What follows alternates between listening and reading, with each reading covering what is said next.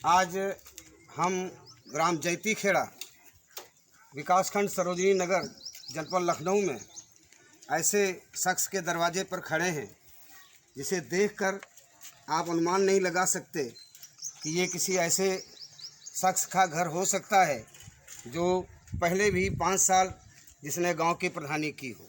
जी हाँ, ये सम्मानित क्रांतिकारी साथी छेदालाल साथी जी का मकान है और इनकी पत्नी जो कि इस चुनाव से पहले एक बार और पंचायत पंचवर्षीय योजना में ग्राम प्रधान रह चुकी हैं।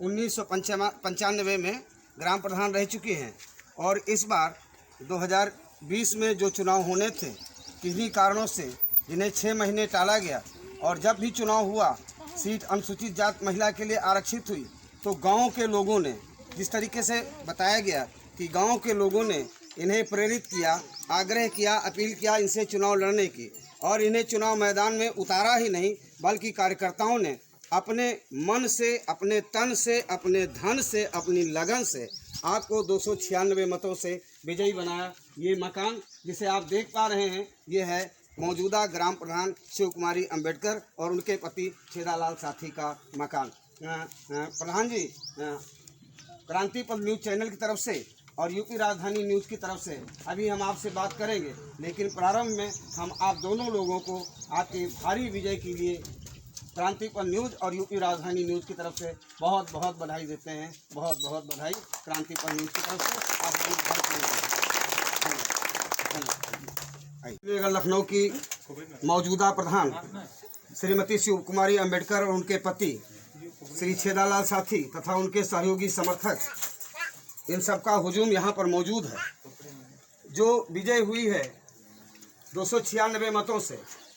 छेदालाल साथी जी, आपने अपने जीवन में बहुत लंबी सामाजिक लड़ाई लड़ी है और ये जो विजय है इसको आप अपने जीवन के संघर्षों की लड़ाई से जोड़कर किस तरीके से देखते हैं साथी जी? थोड़ा सा हम आग्रह करेंगे कोरोना गाइडलाइन में भी कि सब लोगों ने मास्क लगा रखे हैं, लेकिन चैनल पे बात करने के लिए हमारे आग्रह पे आप लोग थोड़ा सा 2 मिनट के लिए अपना मास्क हटा दीजिए।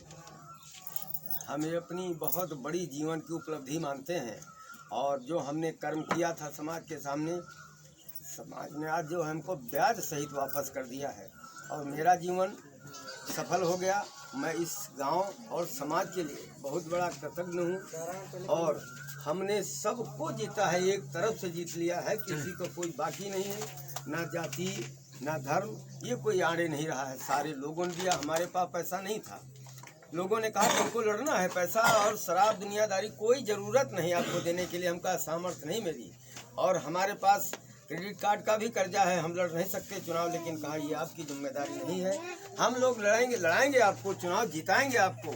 और वैसा ही किया।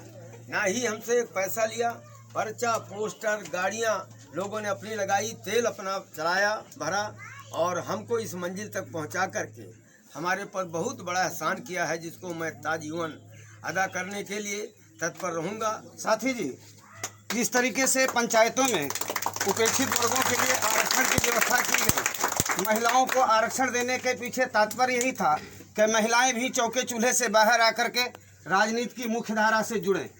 आपकी पत्नी प्रधान हुई हैं तो प्रधानी आप करेंगे या आपकी पत्नी प्रधानी करेंगे? वो स्वयं फैसला कर लेती हैं और जाती हैं, पढ़ी लिखी नहीं है, सिर्फ साक्षर हैं, लेकिन हम उनका सिर्फ मार्गदर्शन सहयोग करेंगे। तमाम युवा टीम है जो उनके साथ काम करेगी और वो स्वयं जाएंगी, हर जगह जाएंगी, देखेंगी कहाँ हमारा विकास करना है, हमको कहाँ पर पानी की व्यवस्था करनी है। प्रधान जी, आप महिला हैं तो आप कोई गांव का जब फैसला करने निकलेंगे तो उसमें ये बाधा तो नहीं आएगा कि भाई आप महिला हो और बाहर निकल के फैसला नहीं कर पाओगी या निर्णय नहीं कर पाओगे? कर पाएंगे, निकलेंगे। चलिए एक लाइन में बताइए कि इस समय आपके गांव सभा की सबसे ज़्यादा जरूरी क्या है? और एक बात हमारी समझ लीजिएगा, हमारा ये कहने का मतलब नहीं कि आप एंगे उंगे में बोलिए, आप अपने गांव की भाषा में बताइए कि इस समय आपके गांव की सबसे बड़ी जरूरत क्या है, क्या जरूरी काम है इस समय? जरूरी है कि जो हमारे गांव में विकास नहीं हुआ है, अच्छा, तो हम अपने फिरते अपने सब 5 साल में जो कुछ हो गरीबी माफी में सब करेंगे। हाँ, जो भी योजनाएं आएंगी, जो योजना आएंगी सब करेंगे। अच्छा, कहीं से कोई बाधा नहीं है? नहीं नहीं नहीं। आपके यहाँ कोई इंटर कॉलेज वगैरह लड़कियों का कोई कॉलेज है? नहीं है, नहीं है ना। नालियाँ बनी नहीं है अभी गाँव के अंदर? नाले साफ नहीं है, नाले साफ नहीं है। ताल देखिए खुदाए जा रहे हैं, ताल खुदाए जा रहे हैं। ताल खुदाए जाएंगे। गहराई से ज्यादा खोदी जा रही है, जा रहे हैं। हाँ, बेची जा रही है। हाईवे में उसकी माटी बेची जा रही है जी। उसको। हाईवे के में तो नाम है, सब यहाँ प्लाटिंग के लिए सब बेच रहे हैं लोगों को। हाँ, तो जरूरत इस बात की है कि नालियाँ और नालियों से गंदगी नाले से हो करके तालाब तक जाए, गांव सुरक्षित रहे। देखिए दूसरी जो साथी, क्योंकि आप ही ने संघर्ष किया है, आपने लोगों को बधाई भी दे दिया।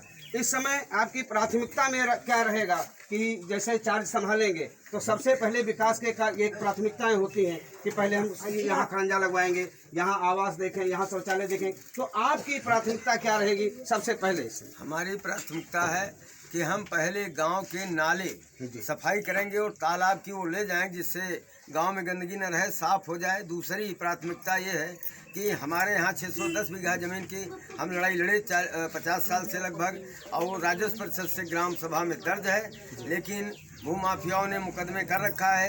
गांव सभा में दर्ज है, लेकिन वो लोग इसीलिए 20 साल तक प्रधान अपने गुलाम बनाए रहे कि वो हम बन जाएंगे तो जमीन गरीबों में बांट देंगे। गरीबों में जमीन बांटना हमारी सबसे बड़ी प्राथमिकता है, और हम शासन प्रशासन से मिल करके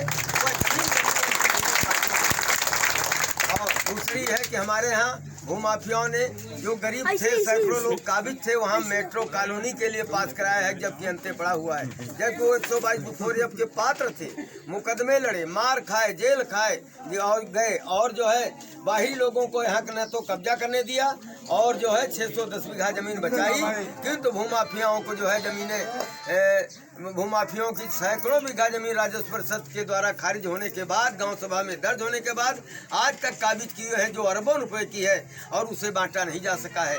हम शासन से ही ग्राम समाज में फिर से लाएंगे। हाँ, ग्राम समाज में लाएंगे, और जिसके पास खेती नहीं उस सबको खेती देंगे। बहुत बहुत धन्यवाद साथी जी। भाई है साथी जी, एक छोटा सा सवाल रह जाता है कि इस समय जो कोरोना महामारी का दौर चल रहा है, जिससे कि अब कोरोना का संक्रमण गांव की ओर भी फैलने लगा, ऐसी स्थिति में आप किस तरीके से, अगर आपके गांव में इस तरीके की दिक्कतें आती हैं, कुछ लोगों को कोरोना पॉजिटिव पाया जाता है, तो उसे कैसे निपटेंगे? क्या आपकी व्यवस्था? हमारी व्यवस्था हुई, सैनिटाइजर लाकर सैनिटाइज करेंगे, और जो लोग ग्रामीण में हैं, अस्पतालों में जाने के बजाय घर में ही हम जो है क्वारंटाइन करेंगे, और सब लोगों को यही सलाह देंगे कि आप उनसे दूरी बनाए रखें, उनसे घृणा न करें, उनसे नफरत न करें, उनका सहयोग करें हर प्रकार से, जैसा कि हम लोगों ने किया भी है। कोरोना महामारी में ना मरने दें इंसानियत को बचा के रखें, आपस में भाईचारा बना के रखें, सोशल डिस्टेंसिंग का, फिजिकल डिस्टेंसिंग का पालन करें, मास्क लगाएं, सैनिटाइज करें, साबुन से हाथ बार बार धोएं, कोरोना से बचाव का भी पालन करें। एक बार फिर साथी जी, आपकी पत्नी शिव कुमारी अम्बेडकर जी, आपको प्रचंड जीत के लिए क्रांति पथ न्यूज़ और यूपी राजधानी न्यूज़ की तरफ से बहुत बहुत बधाई। और हम चाहेंगे कि आपकी जो ग्रीवांसेस हैं, आपकी जो इच्छा है, आपकी जो मांग है, आपकी जो प्राथमिकताएं हैं, अपने चैनल के माध्यम से हम शासन तक पहुंचाएं, जिससे कि गांव के लोगों को इंसाफ मिल सके, न्याय मिल सके। जय हिंद।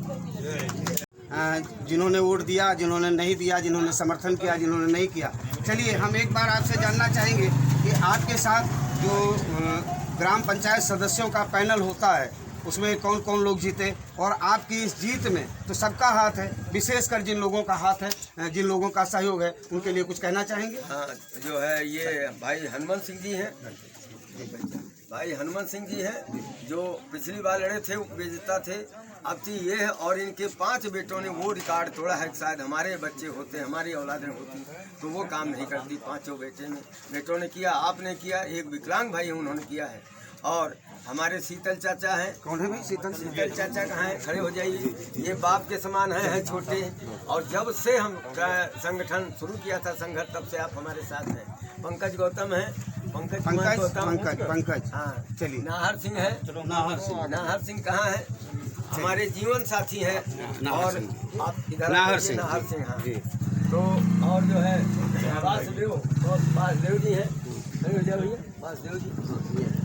वासुदेव ठीक, वासुदेव बुद्धिमान है। और उधर से और मैकुलाल रावत जी हैं, अब्दुल रहमान जी हैं, जी। खड़े होइए। और ये जो है और ये वहीदा बानो जी हैं, खड़ी हो जाइए। वहीदा बानो जी पंच है, आप जीती हैं वो क्या है 1 नंबर वाले सहदेव ये निर्विरोध पंच जीते हैं। निर्विरोध। तो चलिए आप सभी को जीत की बहुत बहुत बधाई।